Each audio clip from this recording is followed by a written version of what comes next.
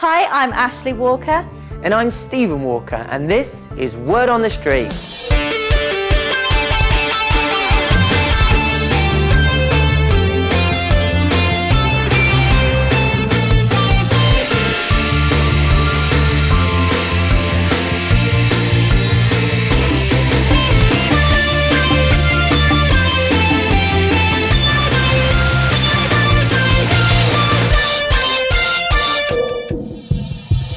In this week's programme, we take a trip across the water to a music festival on the Isle of Wight, and we're camping out. Ta-da! There's loads of food to choose from, but we decide to cook for ourselves in the open air.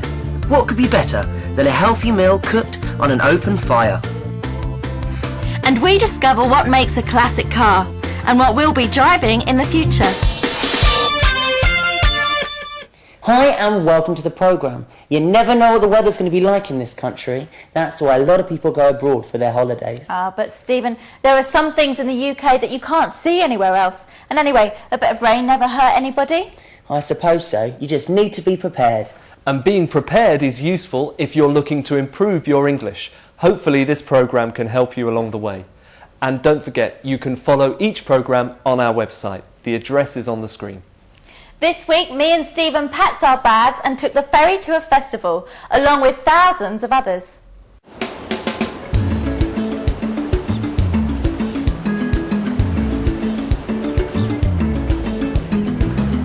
Oh look, Stephen, I can see the Isle of Wight. Oh, you never guess what I've done. What, Stephen? I don't believe it. What have you forgotten? I don't have my passport. Stephen, we're not leaving England. You don't need your passport. Oh, so you mean I don't need any foreign money after all? Haha, very funny. We're heading to a music festival on the Isle of Wight. It's an island on the south coast of England. It's called Bestival, and I can't wait. There's going to be music, food, and camping. I love camping. Fresh air, stars at night. Don't you mean insects, cold showers, and sleeping on the ground? It's going to be brilliant, Stephen. I just hope the weather's good. I do not fancy camping in the rain. Well, you know what I always say? Be prepared. So I've brought clothes for any weather. We'll be fine. Well, we're almost there, so we better head to the van. Come on, you.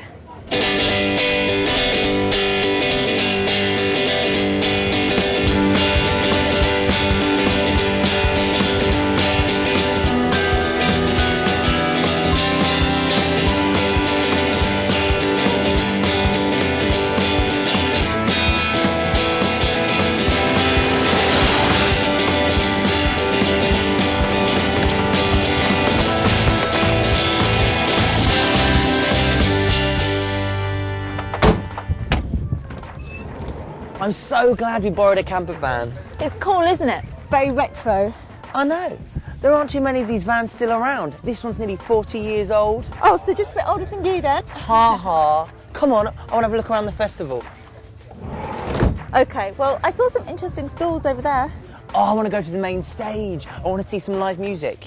Okay, well, I will meet you at the tea tent then in an hour. Have fun!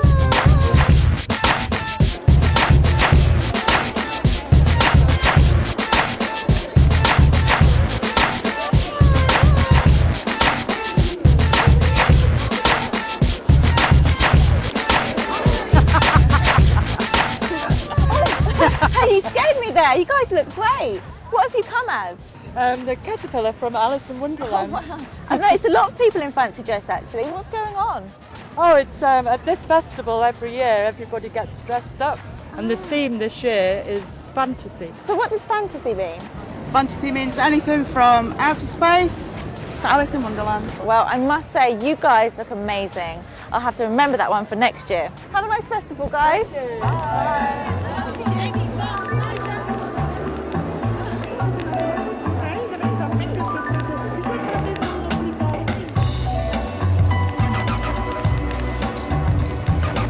Hi, can I help? Oh, yes. Can I get tea for two, please? Would you like a high tea? Oh, that would be lovely. Yes, please. I'll just be a minute. Thank you. Hey, Ash. Wow, Stephen. Did you order tea? Yeah. Nice fantasy costume. But what on earth are you? You look like an alien. What are you talking about? This is my rain gear. I thought I felt a few drops earlier. Oh, High tea for two. Thank you.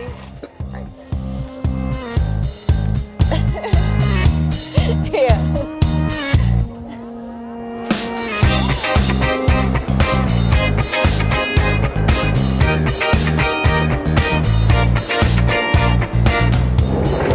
Come on then, let's set up camp. Are you really going to sleep in your tent, Ash? Of course I am. I love sleeping under the stars, you know, getting closer to nature. Well, I'm staying in the camper van. I don't want to sleep on the ground. Stephen, you can't do that. That's not proper camping. Yes, but I've got running water and even a fridge. Well, I still say that that's not real camping. It is to me, and besides, you snore. I do not. Where's my tent? There you go. We need to get everything sorted before it gets dark.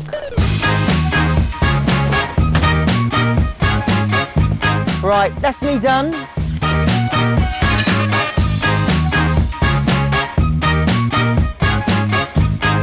you need a hand?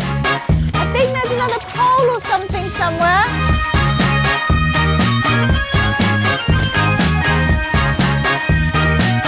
Are you sure you don't want any help? No, I'm fine. I know what I'm doing. Okay, if you're sure.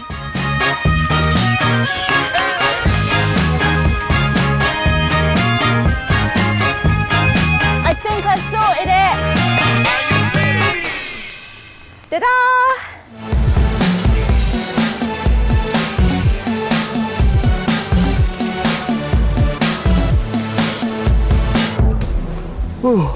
Right, I'm off to bed.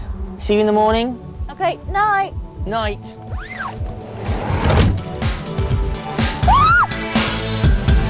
Stephen! Okay, we'll head back to Bestival a little later, but first let's go through some of that with our English language expert, Rob, from the British Council. Well, Rob, what do you think? Hi, Ashley. Well, that didn't look too good. Did you enjoy the camping? I think I need to practice putting up the tent, but I do love camping though. Me too, actually. So what about the language? Did you notice anything interesting? Yes, a couple of things. Let's listen to you and Stephen talking about camping. Okay.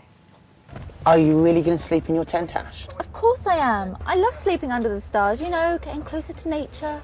Well, I'm staying in the camper van. I don't want to sleep on the ground. I want to talk about when we put two verbs together. Verbs are words like love, sleep, want. Listen to Stephen again. Well, I'm staying in the camper van. I don't want to sleep on the ground. He said, I don't want to sleep on the ground. And listen to what you said. I love sleeping under the stars, you know, getting closer to nature. You said, I love sleeping under the stars.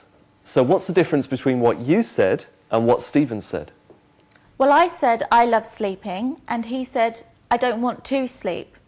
Why is it sometimes sleeping and sometimes to sleep? Right. When you put two verbs together, you have to use the right form of the second verb. Look at some other examples. It's going to be brilliant, Stephen. I just hope the weather's good. I do not fancy camping in the rain. Oh, I want to go to the main stage. I want to see some live music. I don't fancy camping. I want to go. I want to see. But how do you know if it's seeing or to see? With some verbs, it's always to see. The infinitive, we call it. So I want to see some music, or I want to go to the beach. Want is like that, and so are lots of other verbs. Learn, promise, decide, lots of them. Okay. With other verbs, it's always ing. I enjoy playing football, for example. Enjoy, practice, don't mind. So how do you know which is which? Learn them. There are also some verbs that can be either, like start. I started working here 2 years ago, and I started to work here 2 years ago. They're the same. And there are some verbs where the meaning changes.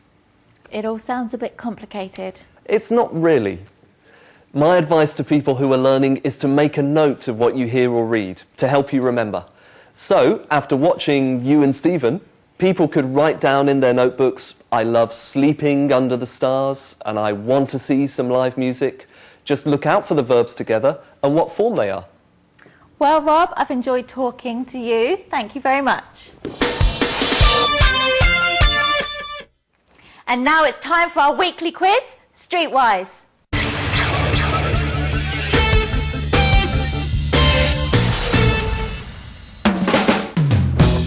It rains a lot in the UK, but do you know what people say when it rains heavily?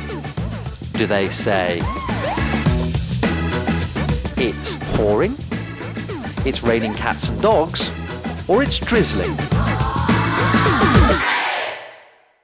Did you get it? Stay watching to find out the answer later in the programme. I loved travelling around in that camper van. It was great. I could even sleep in there. I can understand why people fall in love with their cars. Carmen has been finding out about people's passion for cars.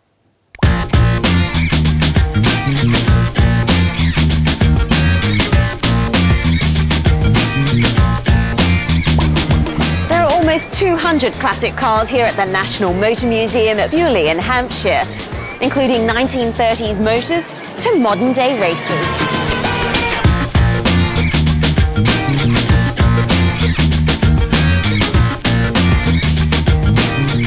So, what makes a car a classic, and why are there so many British classic cars? Well, this is a great place to find out more about Britain's motoring history. The motor industry played a central part in Britain's industrial past.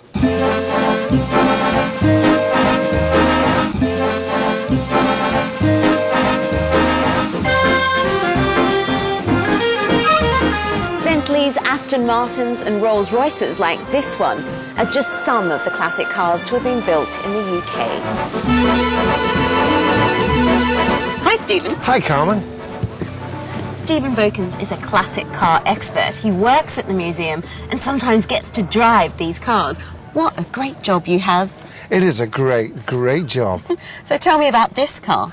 This car is a 1914 Rolls-Royce Silver Ghost Alpine Eagle, known at the time as probably the finest motor car in the world. What makes it so special? Well, it was made by traditional craftsmen, handmade, using the finest materials available, regardless of cost. Well, can we go for a spin? Yeah, let's.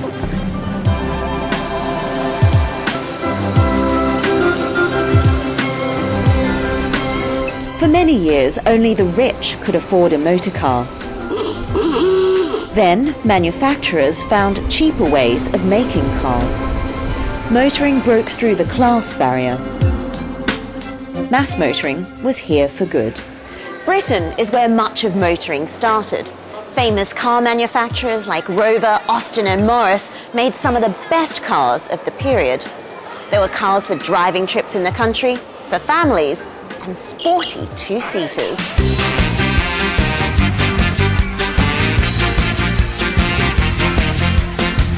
The British car industry has been in decline for many years. But there are some more recent classics, like the Mini. This car was built in 1959 and soon became an icon. And it's still being manufactured.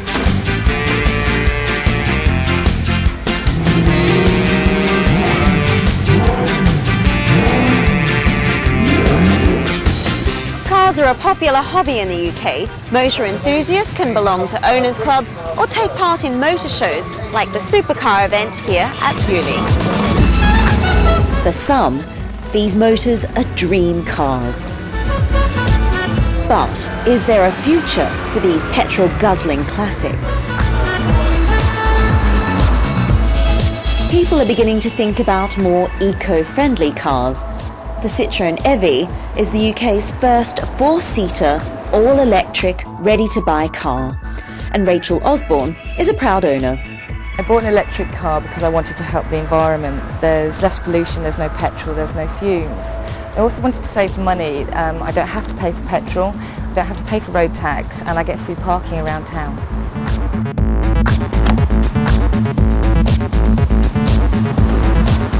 For those of us who might like something a little faster, this is the Tesla Roadster 2.5, the latest electric car, and the only one of its type.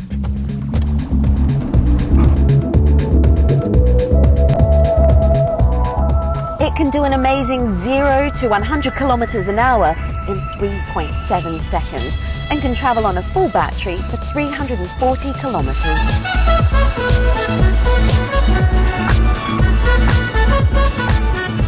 Electric cars come in all shapes and sizes. Perhaps the Tesla and the Evi will be the classic cars of the future.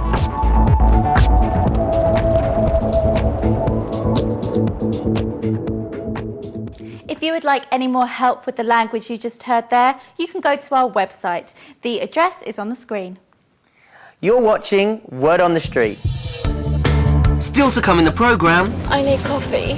the morning after the night before in Bestival. Ashley needs a coffee, but I need help from the neighbours. Hi there. Hello. And have you worked it out yet? Stay watching to find out the answer to Streetwise. Now, we all like the comfort of driving in our own car, but one thing that nobody likes is pollution. In this week's Seat on the Street, we ask our experts how we are cleaning up the air we breathe.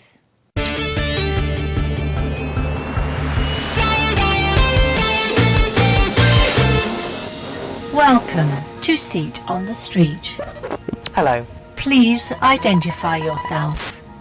I'm Pam Rutherford, BBC Science reporter. Explain what we mean by pollution. Pollution is when foreign substances or contaminants are introduced into the natural environment or ecosystem. These can be chemicals or gases found in the air, ground or water. But it can also be in the form of energy, so light, heat and noise are all problem polluters. Is all pollution caused by human beings? Most pollution is man-made, but not all. Volcanoes produce vast amounts of the greenhouse gas carbon dioxide. They spew out 100 million tonnes of the gas every year, but that's still only 1% of the total emissions produced by man. What different kinds of pollution are there? There are many different kinds of pollution.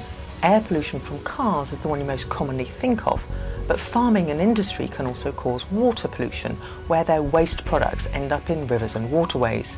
Big airports can cause noise pollution, and also big cities can cause light pollution, making it harder for astronomers to see distant stars. Radioactivity is another source of pollution which can have long-term effects. Has there always been pollution? Pollution has been more significant in the last 150 years. This is because of the Industrial Revolution, the invention of pesticides and the development of nuclear science. But archaeologists who found soot on the roofs of caves from thousands of years ago believe this is evidence of pollution from indoor cooking. Is it worse in some parts of the world? Most polluted places are in the developing world. This is because in wealthier countries there are more political, economic and legal driving forces to discourage polluters. But wealthier countries are a big contributor to global pollution. The United States, for example, produces a quarter of the world's entire waste. Thank you for taking part in Seat on the Street. Thank you.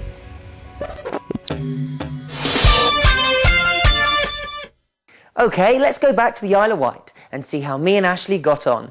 Remember, Stephen didn't want to sleep in the tent, so he slept in the van.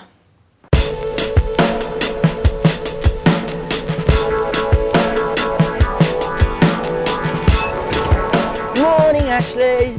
Morning. Sleep well? Oh, Come on, Ash, get up. I need coffee. I'll put the kettle on. Oh, Ash, we've got the sugar. I'll see if any of the other campers have some. Hi there. Hello. I was wondering if I could borrow some sugar. Yeah, sure. There you go. Oh, thanks. Hi, I'm Stephen, and that's my sister Ashley over there. Nice to meet you. My name's Andy. Where are you from? I'm from Sheffield. Where are you guys from? Oh, we're from London. Great tent. Yeah, it is great, isn't it? It's got two sections, one for sleeping, one for cooking. Is it easy to put up? It's really, really easy, actually. All modern tents are simple to put up. Yeah, they are, aren't they? Stephen, kettle's boiled.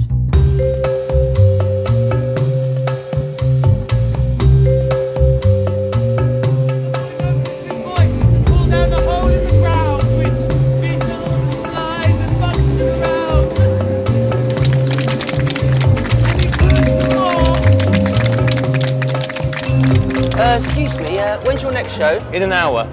Cool, so who are you? We're the River People Theatre Company. We do folk theatre with puppetry and live music. So do you get to travel much around the country? Yeah, a bit. We've started. This is our first big festival. And so we're going to do a bigger show and do more next year. Going to do all the festivals next year. Oh, wonderful. Well, hopefully I'll catch you on next show. Yeah, thanks very much. Take care. Cheers. Bye.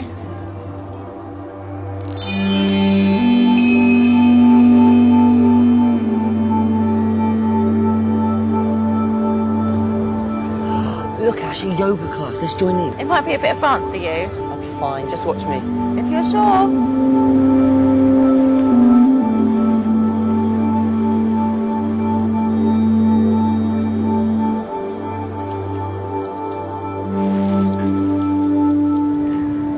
Ashley, I don't think I can get up. Can you give me a hand?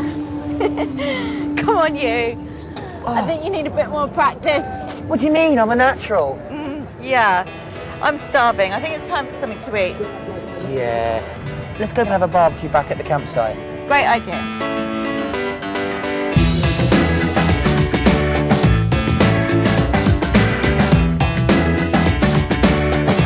Right, I'm an expert at this. I've got my charcoal. All I need is dry sticks and a stone.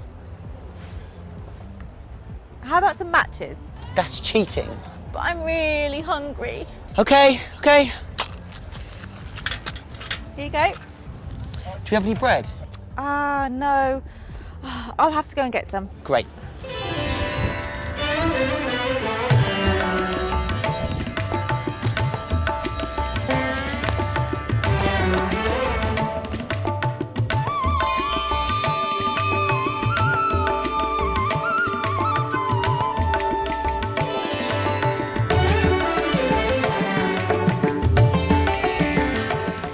It's burning! Oh no! The food is on fire! Oh, the food's ruined! And my tent is soaking. Come on! Can't cook anything else on that now. We'll have to go into town and get some more food.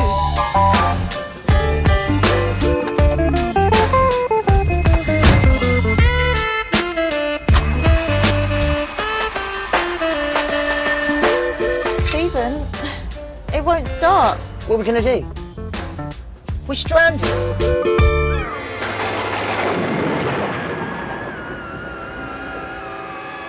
So how did you get home from the festival? We got a lift from a friend in the end. Okay, did you have a good time apart from that? Yeah, it was great actually. I really enjoyed it. Great. Well, I've been looking at some of the things we heard there, and we're going to take a look at need. Have a look at this. You don't need your passport. Oh, so you mean I don't need any foreign money after all? We need to get everything sorted before it gets dark. Do you need a hand? I need coffee. I think you need a bit more practice. I've got my charcoal. All I need is dry sticks and a stone. Notice anything? Lots of needs. Right. I talked to Ashley earlier about putting two verbs together, and there's an example of that. Look. We need to get everything sorted before it gets dark. Need to sort. Yeah, need with an infinitive, and need with a noun. I need coffee. And we heard don't need. You don't need your passport. Oh, so you mean I don't need any foreign money after all?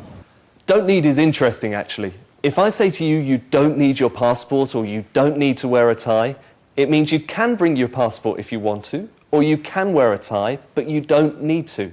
You don't have to. There's no obligation. I get it. It's helpful when you're learning to find lots of examples of a word, like need here, in different places to see all the different ways we use it. Write them down in your notebook, and it helps you learn. I see. Like you said to Ashley. Do you need a hand? Do you need a hand? No, I'm fine. I know what I'm doing. That's a useful expression, a useful way of offering to help someone. Or can I give you a hand? Yeah. Or asking someone to help you. Could you give me a hand, please? There was another expression I liked. Watch this. Oh, you never guess what I've done. What, Stephen? I don't believe it. What have you forgotten? I don't have my passport. You'll never guess what I've done.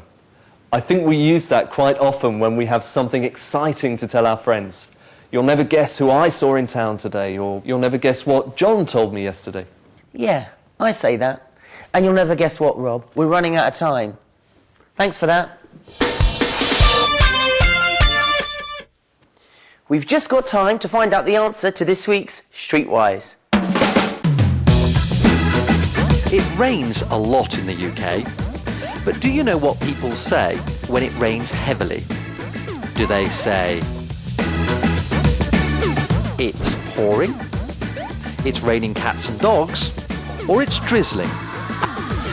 And the answer is, it's raining cats and dogs, although we also say it's pouring when it's raining heavily. I hope you got that. If not, better luck next time. Well, that's all for now. Before we finish, let's look back at today's programme. First of all, we talked about putting two verbs together and getting the verb forms right when we do that. So we say, I enjoy camping, but I want to sleep. Some verbs go with an ing form, and some go with an infinitive. Watch out for verbs that go together and write down in your notebook what forms you see. The other thing we talked about today was need. It goes with an infinitive, I need to sleep. It goes with a noun, I need a coffee. And we use it in the expression, do you need a hand? Like, can I help you? There's one last thing. You'll never guess where you can go for more help with your English. Well, probably you can. It's our website. Thanks, Rob. So from Stephen, Rob and me, goodbye. Bye-bye.